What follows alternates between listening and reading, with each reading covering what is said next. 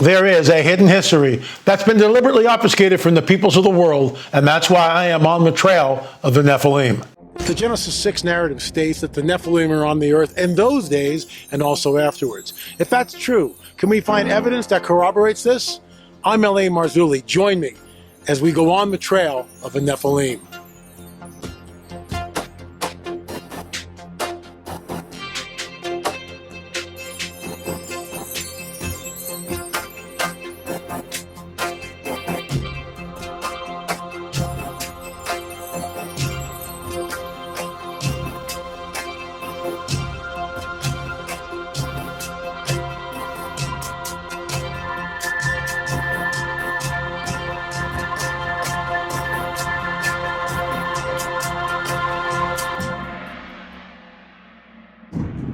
Hey folks, thanks for watching us right here on the Trail of the Nephilim. It's going to be a very special week. I'm not going to talk about mounds or skeletons or fallen angel technology, Nephilim architecture. I'm going to focus in on the consecration, which is supposed to happen this Friday. More about that in just a few minutes. But first, a word from our sponsor, Lifeline Screening. Hey, listen to this. Cardiovascular diseases contribute to roughly 874,000 deaths each year.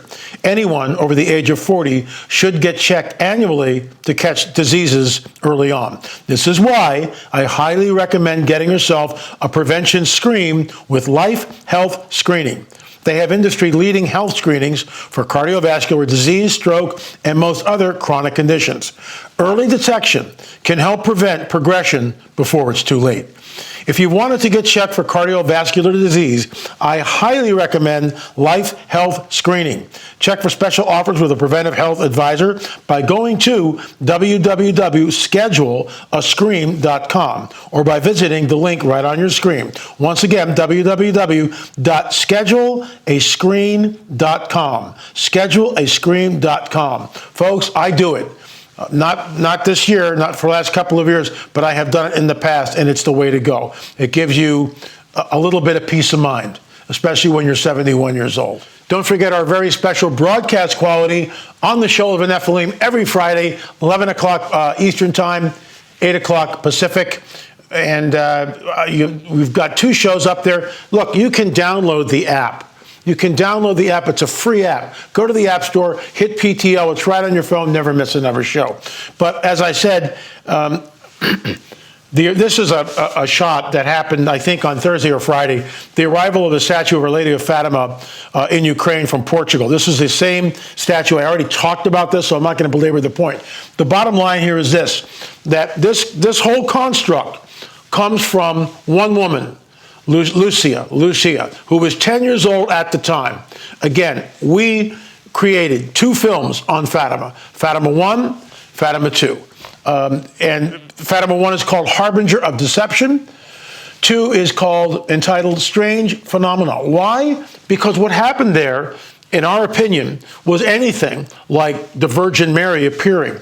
Now, I get this. Catholics have a hard time with guys like me waving their arms and going, wait a minute, wait a minute, wait a minute. But we know for a fact that Lucia, who was 10 years old at the time, who was illiterate, only she and Jacinta, who was 7 at the time, could see and hear the apparition. Francisco could see the apparition but could not hear her. This is why, because all 3 children were giving something to eat and drink by the entity. The girls ate and drank, but only Francisco, I believe, just ate. He did not drink. So you can do with that what you will. The bottom line is you've got a 7-year-old and a 10-year-old. And they're going before Father Fierro, along with Francisco. And Father Fierro is writing handwritten documents, the testimonies of what is happening. That is as close to the event as we can possibly get. Russia is, I'll say it again. If I'm wrong, then someone from the Fatima Society show me the handwritten letters from Father Fierro that state Russia to be consecrated. It's not there.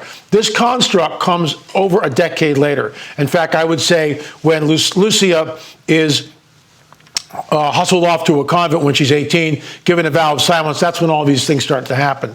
That's why it's important for us to go back to the handwritten records from Father Fierro, who, by the way, believed that the apparition was demonic. And here's something that you never hear about. We talked about it before. I'll reiterate it again because it's that important. We know that there were mediums who were doing automatic writing. They were in a trance. Mediums in Portugal. And through automatic writing, which read upside down, you could only look at it in a mirror, but then from left to right, and you could read it, Stella Matutina, the bright morning star. It basically stated this message: something wondrous will happen on the 13th of May, which it did. Something wondrous happened at Fatima. But was it wondrous, or was it a harbinger of deception? So here we have the Lady of Fatima with the crown in Ukraine from Portugal. Our Lady of Fatima pilgrim statue arrives in Ukraine prior to March 25th consecration. So there's going to be a ceremony happening at Fatima at the same time happening in Ukraine. Will something manifest? I don't know. That's why all this week, the rest of the week, I will be talking about both films and warning of the deception. The late Jim Tetlow talked about Marian apparitions that would be a sign. And both Tetlow and I believe this is not the Mary of the Bible. Here's the caveat. If you want to believe in Fatima, that it was real, bully for you. That's your prerogative. People have the right to believe what they want to believe. So I'm not bashing anyone's belief. You'll notice I'm not saying Catholics are this or Catholics are that. I'm not saying that at all. I'm drilling in on the phenomena that happened at Fatima in 1917 and trying to get to the truth. What is the truth about Fatima? Moving right along, Pope Francis, scared of the real third secret of Fatima, announces consecration of Russia and Ukraine. So here we go with the third secret stuff. The third secret didn't happen until much, much later. It's not in the 1917 records. Look, when Fina di Armata, and we owe a great debt to her, she passed away in 2014, owe a great debt to her, because she was assigned when she was in college to go in and write about, do a thesis, do a paper about influential women of the 20th century. And she chose Lucia, okay? So Fina di Armata gets access to the sanctuary at Fatima, Portugal. And she goes in, she can't take any photographs, but she's got a tape recorder. She's reading the handwritten documents. Now, she's going in with basically a blank slate. She is a feminist, so what? Don't hold that against her. But she's looking at this and she's going, I know about Fatima, what I've been told all my life, but the handwritten documents are completely different than the story that we were told. And that's what led to her books. She teamed up with Joaquim Fernandez, who we interviewed. He's in both of our films. Thank God for Francisco Carrera, who was our guide, interpreter, and he was also our producer in Portugal, lined up all the incredible interviews that we did. Folks, we drilled into this thing. That's why there's two films. And I will probably, if I ever get a break, go back and re-edit. Why? Because my editing's gotten better. But I digress. So this is from today. Now it is time to turn our attention to the greatest and perhaps the most historic Marian apparition of modern times, that of the Blessed Mother's appearance on earth as Our Lady of Fatima in 1917. So this is the official narrative. This is what they're promulgating. The events of the 20th century and even of the current century can be explained by the profound messages she imparted at Fatima to three small children. The messages are not there. The whole thing about consecrating Russia, it's not there. It's not there. Show me. You know, I challenge anyone from Fatima Crusader or the Sanctuary at Fatima, you show me the original handwritten documents talking about Russia. It's not there. I'm not making this up. I am not making this up. Fina di Armata had access to the sanctuary, as I just stated. She poured over those documents and read everything into a tape recorder. Remember, she couldn't take pictures. Someone was standing over her shoulder the entire time, watching her every move. The relevant message of Fatima is that Russia would become a communist country and that it would continue to spread her errors throughout the world, unless and until it was consecrated to the Immaculate Heart of Mary. The popes tried several times to consecrate Russia during the past century. The most noteworthy effort was by St. John Paul II, March 25, 1984. The most important prophecy in the message of Fatima for our current purposes, again, first provided on July 13, 1917, it's not there. So this is why look, If I'm wrong, show me. I will certainly stand to be corrected. I have no problem in that at all. But if it's not there, it's not there. If it's not in the handwritten documents in 1917, then it's not there. Let's continue. In the end, my immaculate heart will triumph. The Holy Father will consecrate Russia to me. It will be converted, and a certain period of peace will be granted for the world. What if what happened in Fatima 101 years ago was much more complex than any of us could have imagined? What if there was a fourth witness hidden away for decades, and through the detective work of researcher Fina Diarmata, this witness was discovered and interviewed? In that interview, the fourth witness described seeing a being with blonde hair floating in midair above the same tree that the apparition would later appear over.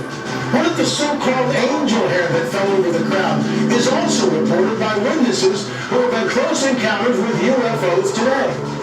Then there was the dull silver disc, which flew over the 80,000 people gathered at Fatima, which seemed to create chaos as car windshields exploded, hoods flew open, and gasoline spontaneously combusted. What if there was a picture taken 101 years ago that lay undiscovered in the Fatima archives until one man, Jose Machado, had access to it? What he found may be a smoking gun. Then there are numerous reports of apparitions and so-called sun miracles. But what are these really? Could they be harbingers of deception? This is Fatima 2, Strange Phenomenon.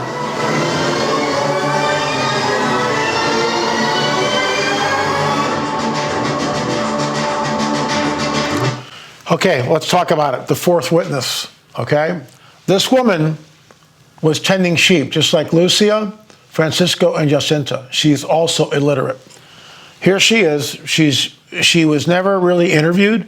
I mean, her testimony is in the handwritten records, once again, at the Fatima Sanctuary, written by Father Fiera. That's how Fina Diarmata was able to find her. She tracked her down.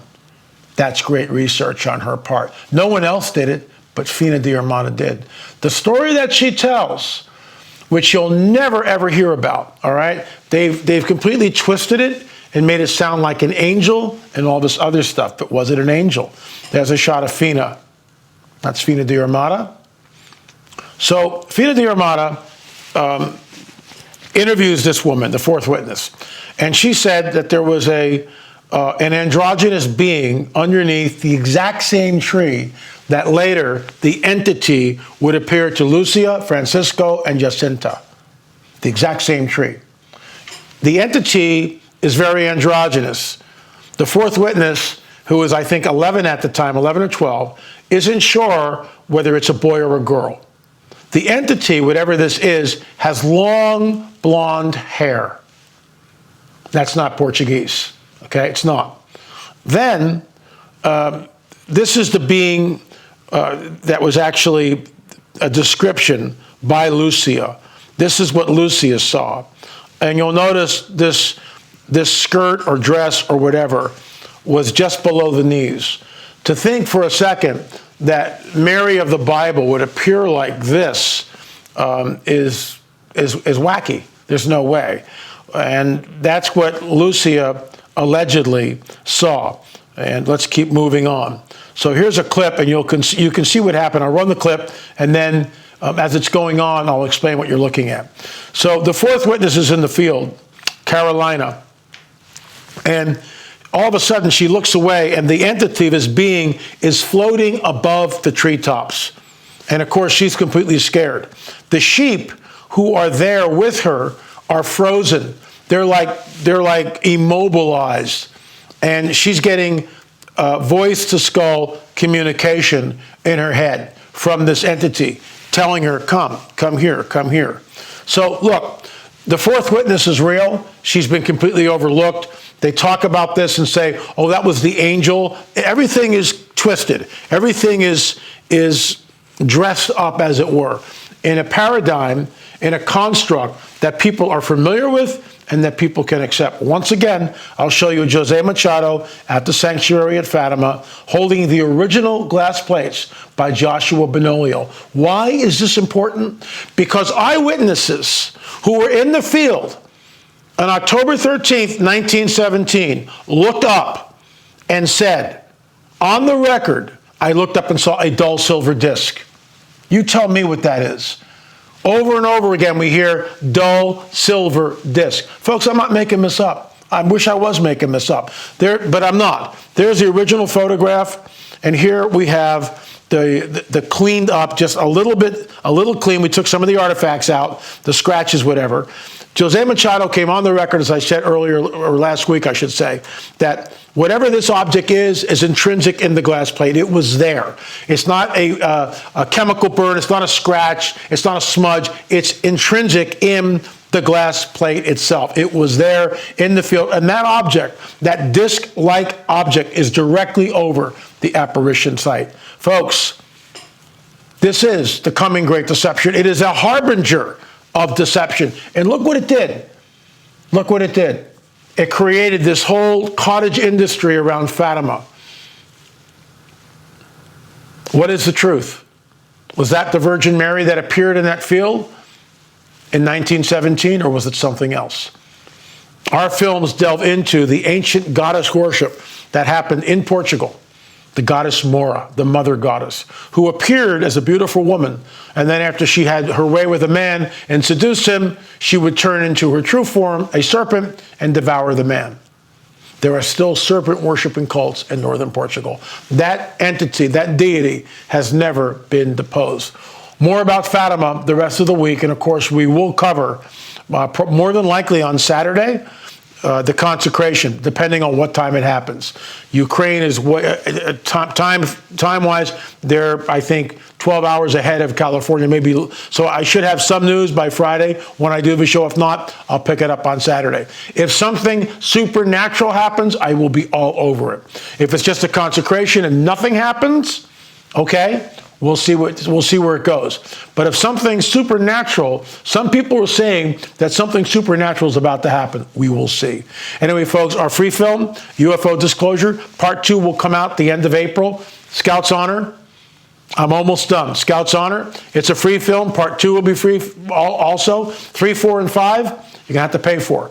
We need to keep the lights on. We need to keep bread on our table, too. So if you open up a text box and scroll down right there, you'll see the link, free UFO film. Click the link, watch the film. It's that important. Thanks so much for watching On the Trail of the Nephilim. Remember, I'll see you on the air or in the air. Thanks so much for watching.